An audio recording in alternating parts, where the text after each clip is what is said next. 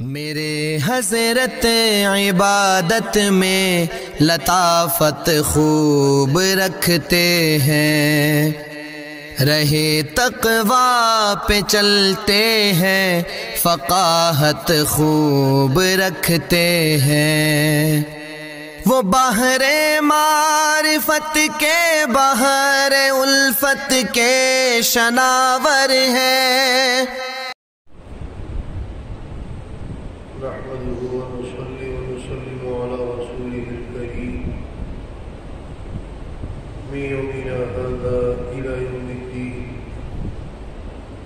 أما بعد فأعوذ بالله من الشيطان الرجيم، بسم الله الرحمن الرحيم. فإذا لقيتم الذين كفروا فضرب الرقاب.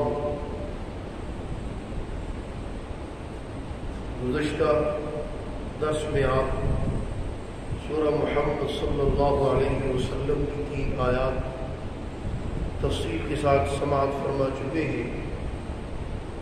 اب 4تھی آیت ہے، فرمایا فَإِذَا لَقِيتُمُ الَّذِينَ كَفَرُوا، جب تمہاری ملاقات ہو ان لوگوں سے جو کافر ہیں، یعنی کافروں سے تمہارا مقابلہ ہو، تو کافروں کے ساتھ نرمی نہیں کرنی،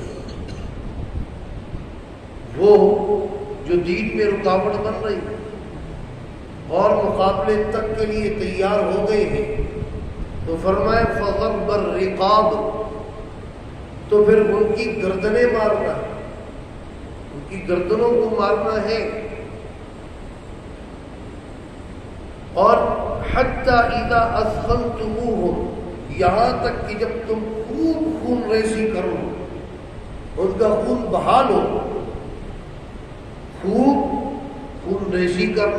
دوسرے نے فرمایا وَقَاتِلُوهُمْ حَتَّى لَا تَكُونَ فِتْنَةٌ، اس وقت تک قتال کرو جب تک کہ فتنہ باقی ہے۔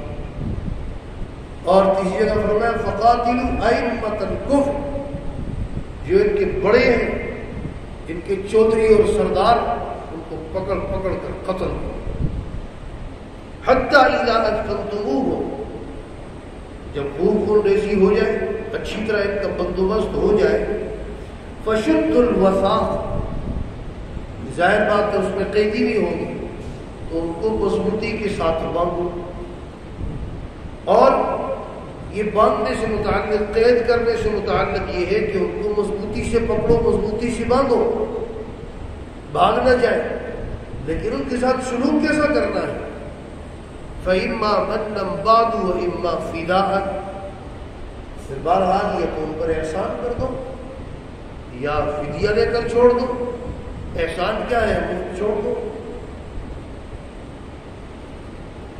اگر ضرر پہنچانے والے ہیں تو پھر نہیں چھوڑنا چاہیے۔ بہرحال ایک صورت یہ ہے کہ ویسے ہی چھوڑ دو، ہو سکتا ہے کہ وہ ایمان لے، اسلام قبول کر لے۔ دوسری صورت یہ ہے کہ معاوضہ لے کر چھوڑو، وہ بھی جائز۔ اور تیسری صورت جو ہے وہ یہ ہے کہ قیدیوں کا تبادلہ کر لو۔ فقہائے احناف کا اس میں اختلاف ہے۔ ایک گروہ فرماتا ہے کہ نہیں، بزور بازو ان کو رہا کراؤ، یہ تبادلہ نہیں ہے۔ دوسرے فرماتے ہیں نہیں، بعض اوقات میں کافر طاقتور ہو، مضبوط ہو، اور ہمارے قیدی ان کے پاس ہو، ان سے بیگار کا کام لے، مفت میں ان سے کام لے، تو لہذا قیدیوں کا تبادلہ۔ چوتھی صورت یہ ہے کہ وہ قتل کر دو، اور پانچویں صورت یہ ہے کہ ان کو غلام بنا لو، لوڈیاں بنا لو۔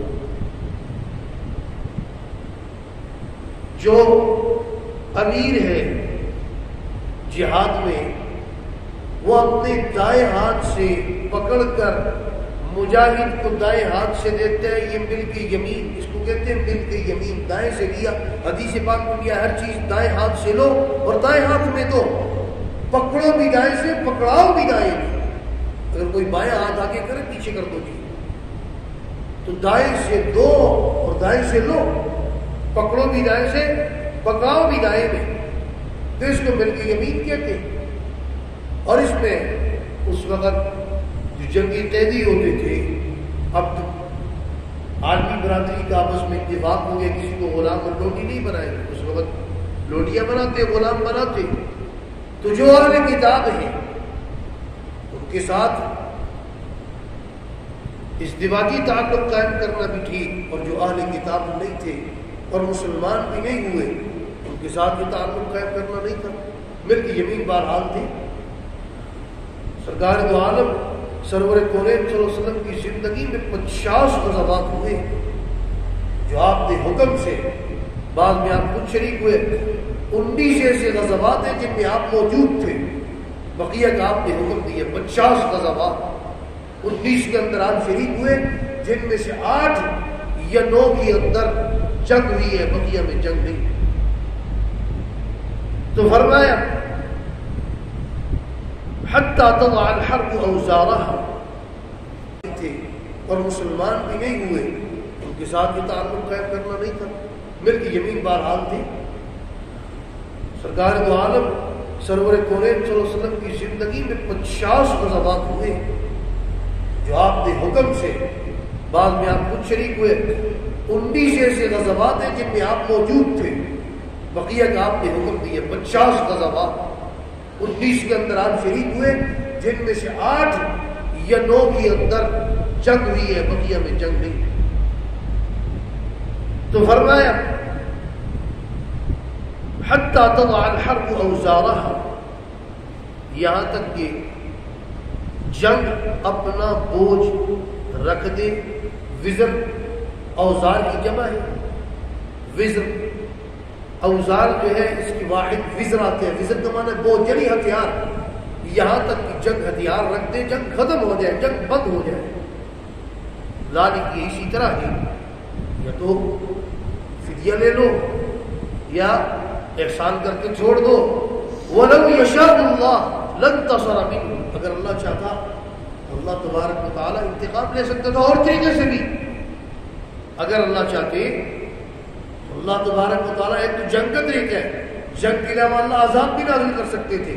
قوم عاد، قوم ثمود، ان کو دیکھو وَلَٰكِنْ لِيَبْلُوَ بَعْضَكُمْ بِبَعْضٍ، لیکن اللہ تبارک و تعالیٰ نے جو جنگ ہوئی اس کی ایک وجہ یہ بھی تھی تاکہ آزمائے بعض میں سے بعض لوگ کون ہے جو اصل میں حقیقت میں دیوانہ ہے، مجنون ہے، قربانی دینے والا ہے، اور کون ہے جو صرف چوری کھانے والا ہے، اس کا پتہ چل جائے۔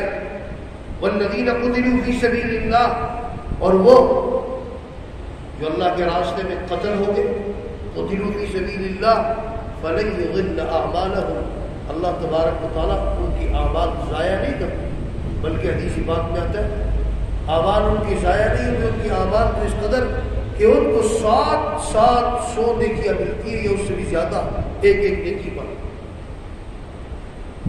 اور ایک روایت میں آتا ہے کہ اپنے خاندان کے 70 آدمیوں کی سفارش کریں، سَيَهْدِيهِمْ وَيُصْلِحُ بَالَهُمْ، اللہ تبارک و تعالیٰ ان کی رہنمائی کریں گے اور ان کے حال کی اصلاح فرمائیں گے۔ وَيُدْخِلُهُمُ الْجَنَّةَ، اور اللہ کو جنت میں داخل کرے گا، عَرَّفَهَا لَهُ، اور وہ پہچانیں گے اس کو، اپنے ٹھکانوں کو پہچانیں گے۔ ایک اس کی تفسیر یہ ہے کہ پہچانے گی جنت کو، جنت کی تفسیر، اس کی تفاصیل، اس کے احوال، اس کے حالات انہوں نے سنے ہیں، اس لیے وہ جنت کو پہچانیں گے۔ عَرَّفَهَا لَهُ، دوسری تفسیر یہ ہے کہ جنت میں جو ٹھکانے اس ٹھکانے کو پہچانے، ان کو بتانے کی ضرورت نہیں، صحیح اپنے ٹھکانے پر چلے گئے تو اللہ تبارک و تعالیٰ ان کی رہنمائی بھی فرمائیں گے، ان کے حال کی اصلاح بھی فرمائیں گے اور وہ جنت میں داخل فرمائیں گے۔ اللہ تبارک و تعالیٰ ہمیں قرآن و سنت کی تعلیمات سمجھ کر اس پر ہم سب کو عمل کرنے کی توفیق عطا فرمائے۔ وآخر دعوانا الحمدللہ رب العالمین۔ فقیروں کی حکومت دیکھنے